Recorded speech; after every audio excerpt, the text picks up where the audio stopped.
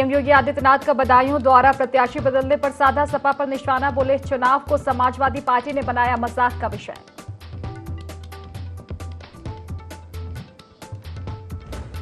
मध्य प्रदेश के CM doctor Mohan Yadav Amethi में करेंगे चुनावी प्रचार। बीजेपी प्रत्याशी स्मृति ईरानी के समर्थन में करेंगे रोड शो। जनपद मुख्यालय से शुरू होगा रोड शो।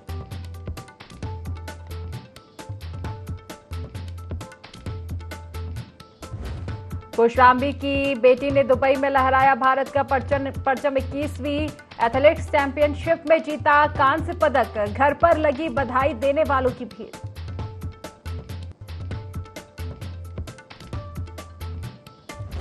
हरदोई में लखनऊ दिल्ली हाईवे पर हादसा, तेज रफ्तार कार किशोर को रौंदते हुए कंटेनर से टकराई, 2 लोगों की मौत, 1 घायल।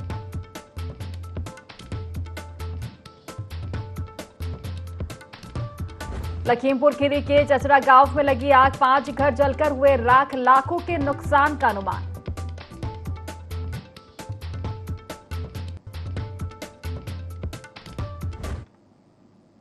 नमस्कार, यूपी लाइव देख रहे हैं आप और मैं हूं आपके साथ खुशी व्यास। चले रुक कर लेते हैं खास खबर की ओर, जहां उत्तर प्रदेश के मुख्यमंत्री योगी आदित्यनाथ ने चुनावी सभा को संबोधित किया, जिसमें उन्होंने देश में चल रहे लोकसभा चुनाव को लेकर कहा कि लोकसभा का चुनाव देश की सर्वोच्च पंचायत का चुनाव है, लेकिन इस चुनाव को भी समाजवादी पार्टी ने मजाक का विषय बना दिया है। उन्होंने आगे कहा कि मैं ये इसलिए कह रहा हूं क्योंकि समाजवादी पार्टी ने इतनी बार अपना प्रत्याशी बदल दिया है कि प्रत्याशी उतारने से पहले ही समाजवादी पार्टी हार मान चुकी है।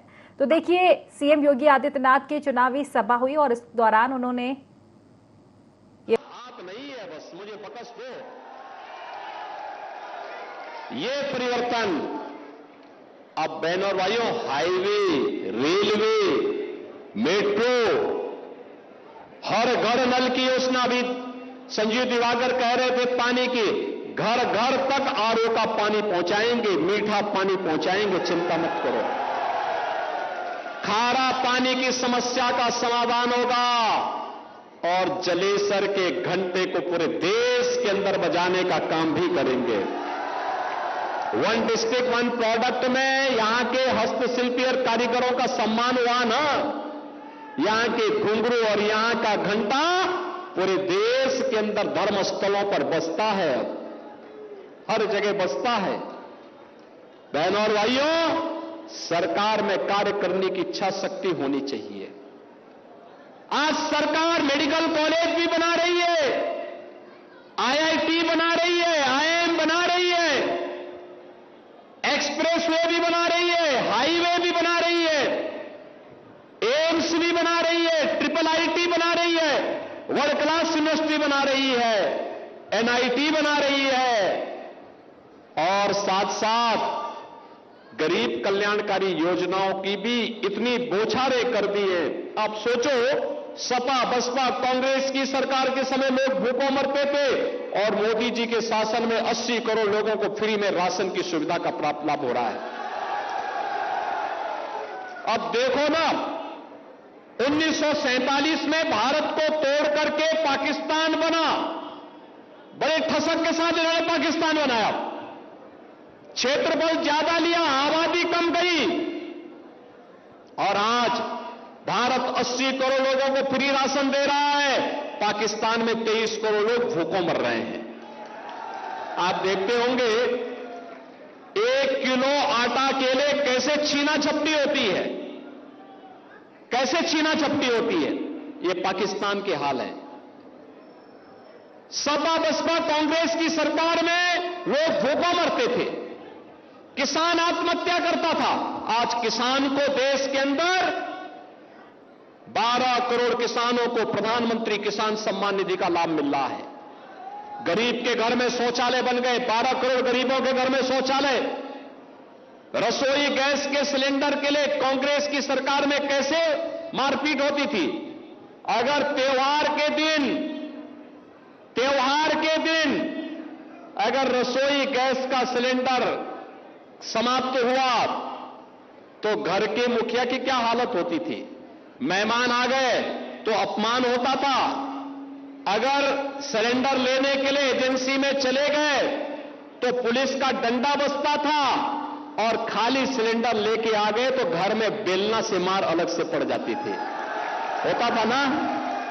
लेकिन आज तो आज तो भाइयों और बहनों 10 करोड़ गरीब लोगों को फ्री में सिलेंडर और जितना रसोई गैस आपको लेना है ले लीजिए। और हमने तो दीपावली और होली में एक एक उपहार के लिए भरा हुआ सिलेंडर उन परिवारों को उपलब्ध करवा दिया है। बहनों और भाइयों, सरकार ऐसे चलती है। 4 करोड़ गरीबों के मकान मिल गए।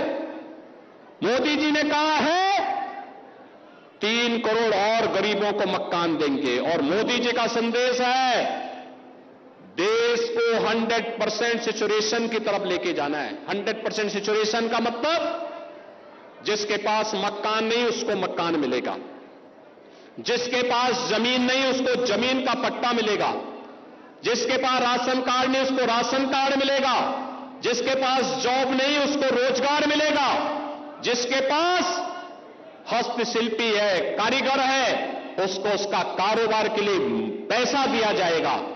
अब सपा बसपा कांग्रेस के समय रंगदारी वसूली की जाती थी, अब रंगदारी नहीं, अब तो स्वनिधि का लाभ दिया जा रहा है।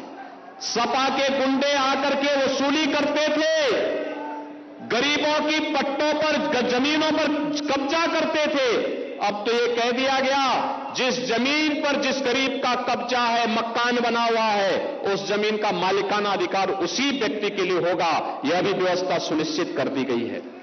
बहनों और भाइयों, ऐसी सरकार। तो अमेठी से आपको खबर बता दें, मध्य प्रदेश के मुख्यमंत्री डॉक्टर मोहन यादव अमेठी के दौरे पर कल रहने वाले हैं। भाजपा प्रत्याशी स्मृति ईरानी के नामांकन और रोड शो में शामिल होंगे।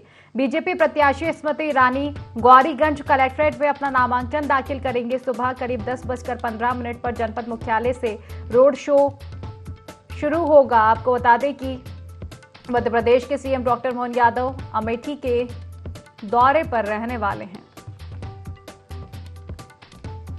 तो अमेठी से अब आपको बड़ी खबर बता रहे हैं, मध्य प्रदेश के CM doctor Mohan Yadav star प्रचारक के रूप में अमेठी पहुंचेंगे और बीजेपी के पक्ष में चुनावी प्रचार करेंगे। आपको बता दें कि बीजेपी ने यहां से प्रत्याशी स्मृति ईरानी को बनाया है, जो कि कल अपना नामांकन दाखिल करेंगी।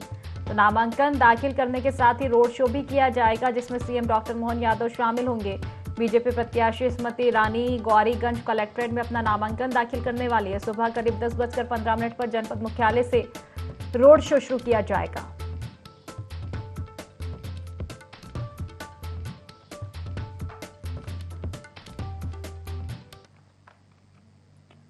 उत्तर प्रदेश के सीतापुर जनपद के रेउसा इलाके में तेंदुए का खौफ देखा जा रहा है। यहां तेंदुए ने एक ग्रामीण किसान पर जानलेवा हमला कर उसे बुरी तरह से जख्मी कर दिया। इसके बाद गांव वाले की सूचना पर वन विभाग की टीम मौके पर पहुंची और ग्रामीणों की मदद से तेंदुए को पकड़ने का प्रयास किया। आपको बता दें कि सैकड़ों की संख्या में ग्रामीण लाठी डंडे लेकर तेंदुए को दौड़ा रहे थे और तेंदुआ अपनी जान बचाते हुए भाग रहा है। इस दौरान तेंदुए के दौड़ने का वीडियो भी सामने आया। आपको बता दें कि तेंदुए के हमले से घायल व्यक्ति को उपचार के लिए अस्पताल में भर्ती कराया गया है और गांव वालों में तेंदुए को लेकर दहशत का माहौल है।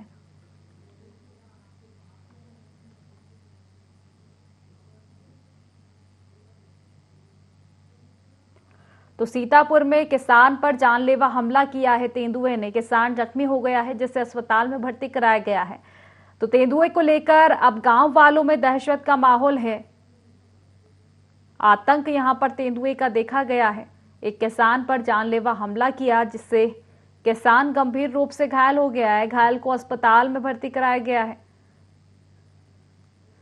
जिस तरह से हमला बोला है एक तेंदुए ने किसान पर, गांव में भी दहशत का माहौल है। ग्रामीण काफी अलर्ट मोड पर हो चुके हैं।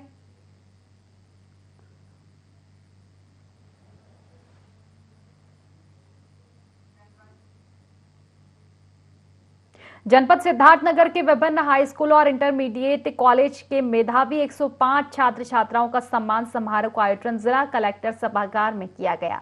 आपको बता दें कि साल 2024 में उत्तीर्ण हुए मेधावी छात्र छात्राओं को जिले के आला अधिकारियों ने हाई स्कूल और इंटरमीडिएट की परीक्षा में उत्तीर्ण होने पर सम्मानित किया। इस दौरान जिलाधिकारी पवन अग्रवाल, मुख्य विकास अधिकारी जयेंद्र कुमार सहित जिला विद्यालय निरीक्षक सुमेरु प्रधान ने सभी मेधावी छात्र छात्राओं को प्रशस्ति पत्र देकर सम्मानित किया। वहीं छात्र छात्राओं ने जिलाधिकारी और मुख्य विकास अधिकारी से शिक्षा सहित भविष्य की तैयारी को लेकर संवाद करते हुए सवाल भी पूछा, जहां सभी सवालों के जवाब भी उच्च अधिकारियों ने दिए।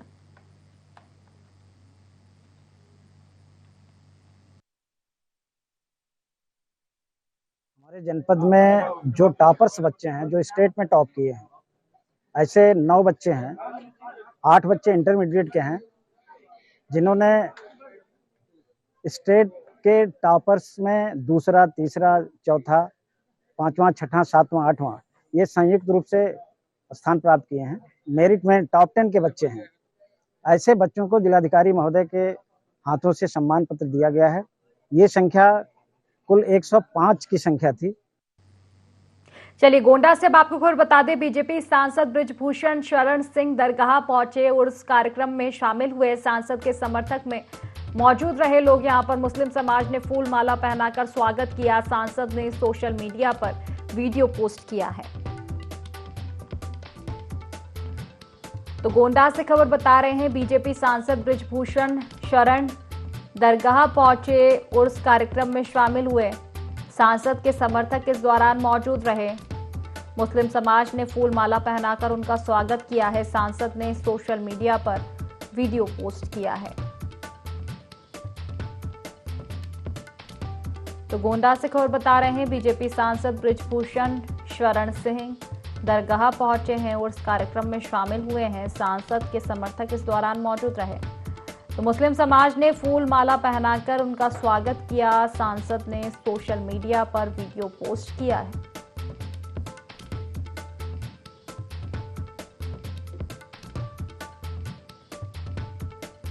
तो गोंडा से हम आपको खबर बता रहे हैं, बीजेपी सांसद बृजभूषण शरण सिंह दरगाह पहुंचे और इस कार्यक्रम था जिसमें शामिल हुए हैं बीजेपी सांसद के समर्थक भी इस दौरान उनके साथ मौजूद रहे। आपको बता दें कि इस दौरान मुस्लिम समाज के लोगों ने फूल माला पहनाकर सांसद का स्वागत किया है।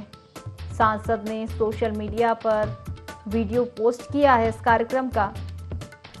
तो इस कार्यक्रम था जिसमें बीजेपी सांसद शामिल हुए हैं।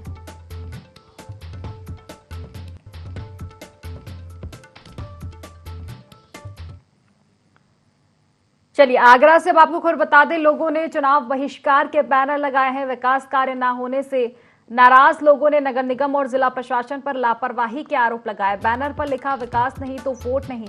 गोपाल धाम नगला बिहारी नुनहाई क्षेत्र का यह मामला बताया जा रहा है।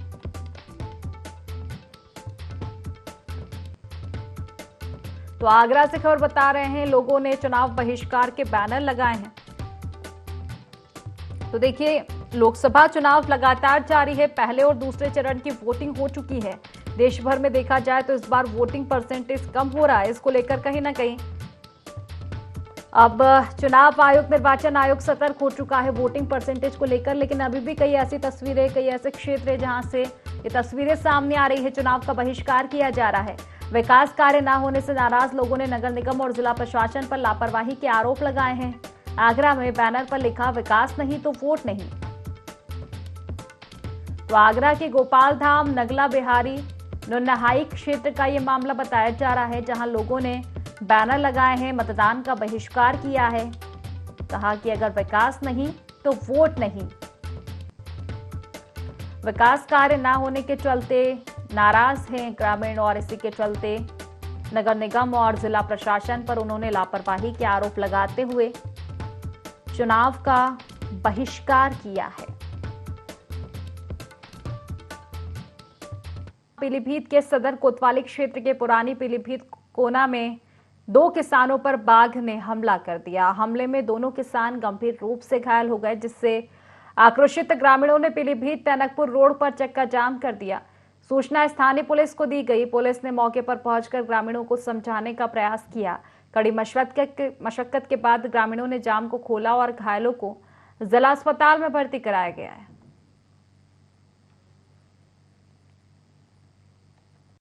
ये लोग मेरे ज्यादा निकल गए तो मेरे चेन लिपट गया। कहाँ पे लिपटा? पीतम के गन्ना किनारे। अच्छा, ये कितने समय की बात है? करीब 7 बजे होंगे। गेहूं काटने जा रहे खेत पे, हाँ। तो बैठे जैसे ही मुट्ठा पकड़ नहीं पाया तो शेर ने झपाटा मार दिया। अभी की अच्छा, आधा घंटा हो गया, 8 बजे। एटा के कोतवाली क्षेत्र में मामूली कहासुनी के बेटी ने अपने पिता पर चाकू से हमला कर दिया। घायल को अस्पताल में भर्ती कराया गया है। बताया जा रहा है कि घायल का अपनी पत्नी से किसी बात पर विवाद हुआ था। इस दौरान बेटी ने पिता पर चाकू से हमला कर दिया। तो एटा से पूरा मामला सामने आ रहा है, जहां बेटी ने अपने पिता पर चाकू से हमला कर दिया। दरअसल बताया जा रहा है कि पति पत्नी में किसी चीज को लेकर विवाद हो रहा था, किसी बात को लेकर कहासुनी हो रही थी। इसी के चलते बीच बचाव करते हुए बेटी ने पिता पर चाकू से हमला कर दिया।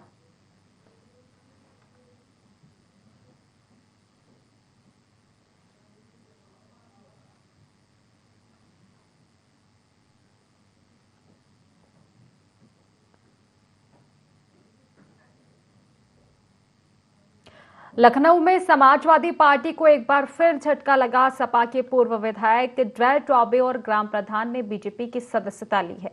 उनके साथ बड़ी संख्या में कबीरनगर से आए लोगों ने भी बीजेपी ज्वाइन की। सभी को डेप्टी ब्रिजेश पाठक ने बीजेपी की सदस्यता दिलाई है। तो देखिए, बीजेपी ज्वाइन की है। लखनऊ में समाजवादी पार्टी को फिर झटका लगा है। सपा के पूर्व विधायक ड्रे चौबे और ग्राम प्रधान ने बीजेपी की सदस्यता ली। उनके साथ आपको बता दें कि बड़ी संख्या में कबीरनगर से आए लोगों ने भी भाजपा का दामन थामा है। सभी को ब्रिजेश पाठक ने बीजेपी की सदस्यता दिलाई है। और देखा जाए तो चुनाव के ठीक पहले सपा को ये झटका है। दल बदल का दौर चुनाव के ठीक पहले जिस तरह से देखने को मिलता है, इसी कड़ी में ये तस्वीरें हम आपको लखनऊ से बता रहे हैं, जहां पूर्व विधायक ड्रे चौबे बीजेपी में शामिल हुए हैं। सपा के पूर्व विधायक हैं ड्रे चौबे। ऐसे में समाजवादी पार्टी को चुनाव के ठीक पहले एक बड़ा झटका लगा है।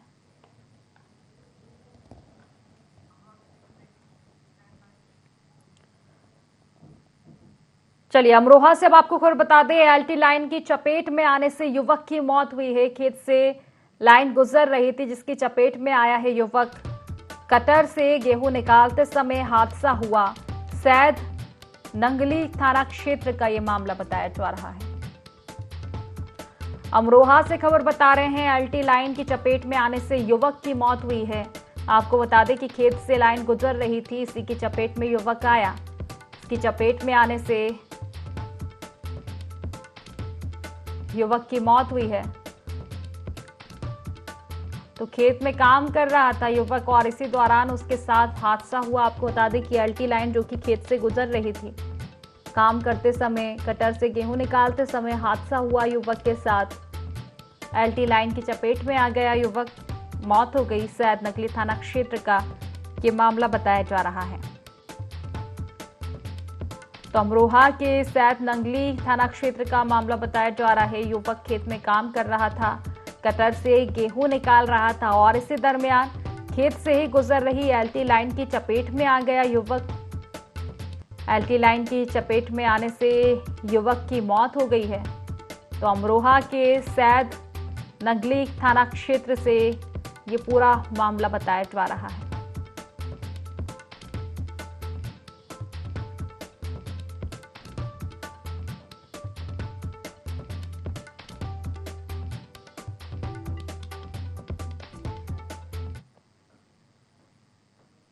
उन्नाव से खबर बता दें, सड़क हादसे में 6 लोगों की मौत हुई है। तेज रफ्तार ट्रक और बस में भिड़ंत हुई। हादसे में 6 लोगों की मौत हुई है। करीब 1.5 दर्जन यात्री घायल हुए हैं। राहगीरों की मदद से घायलों को बाहर निकाला गया। घायलों को अस्पताल में भर्ती कराया गया है। सफीपुर कोतवाली के जमालुद्दीनपुर गांव की ये घटना बताई जा रही है। तो उन्नाव से खबर बता रहे हैं, सड़क हादसे से जुड़ी बड़ी खबर हम आप तक पहुंचा रहे हैं।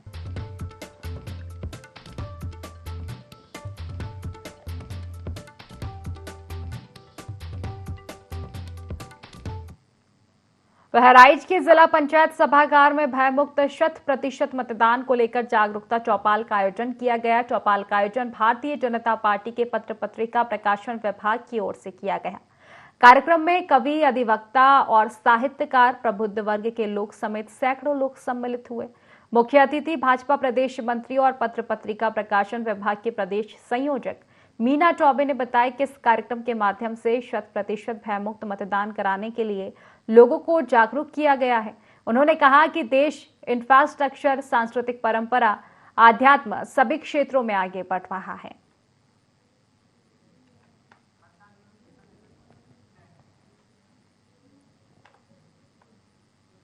सिद्धार्थनगर के ज्वाल्हेखोर के ग्रामीणों ने लोकसभा चुनाव का बहिष्कार करने का निर्णय लिया है। ग्रामीणों का कहना है कि पिछले दिनों गांव में हुए अग्निकांड में फसल और कई घर जल गए, लेकिन प्रशासन ने अभी तक उचित मुआवजा नहीं दिया। क्षतिग्रस्त मुख्य मार्ग को सुधारा नहीं गया। ग्रामीणों का कहना है कि समस्या का निराकरण नहीं होने की स्थिति में चुनाव का बहिष्कार किया जाएगा।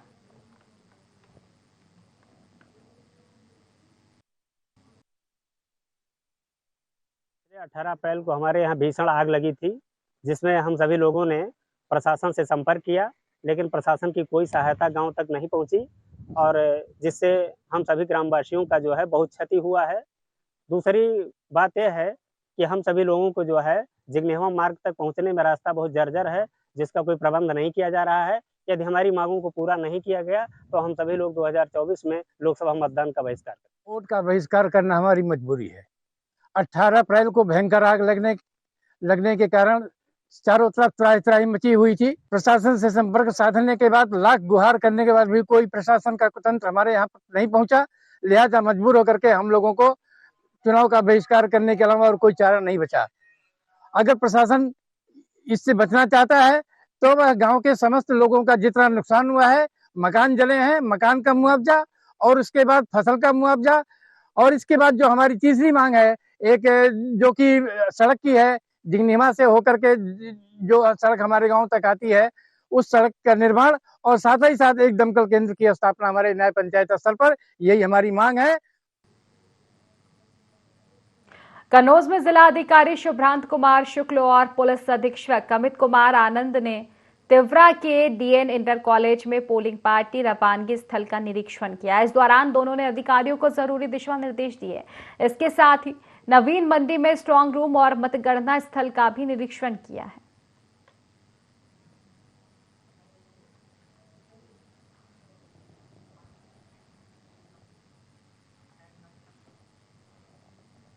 चलिए बांदा से खबर बता दें, डेप्यूटी सीएम केशव प्रसाद मौर्य का द्वारा बूथ सम्मेलन को उन्होंने संबोधित किया है। डेप्यूटी सीएम केशव प्रसाद मौर्य का बयान भी इस दौरान सामने आया। उनको कहा कि जिसको पाकिस्तान से प्रेम है वो पाकिस्तान चला जाए, जिसे पाकिस्तान की नागरिकता लेना है ले।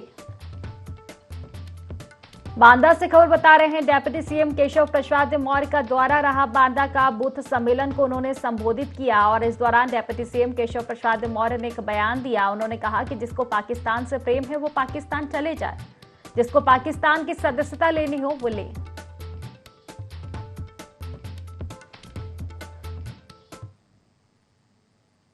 ललितपुर कोतवाली में नाबालिगों से दुष्कर्म का मामला सामने आया, जहां थाना कोतवाली पुलिस ने 2 नाबालिगों से छेड़छाड़ और दुष्कर्म करने वाले आरोपी युवक को गिरफ्तार किया है।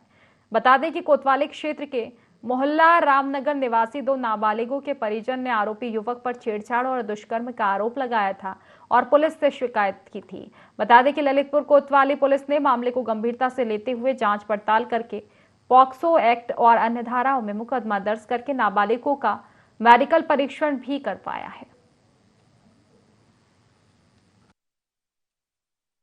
कोतवाली के मोहल्ला रामनगर निवासी एक आवेदिका के द्वारा थाना कोतवाली में एक तहरीर दी गई है, जिसमें बताया गया है कि उसके पड़ोस पर रहने वाला एक युवक उसकी दोनों बच्चियों को ट्यूशन पढ़ाता था और उसके द्वारा उनकी बच्चियों के साथ अश्लील हरकत और गलत काम किया गया है। इस पर तत्काल थाना पुलिस के द्वारा उसको सुसंगत धाराओं में अभियोग प्रस्तुत कर दिया गया है।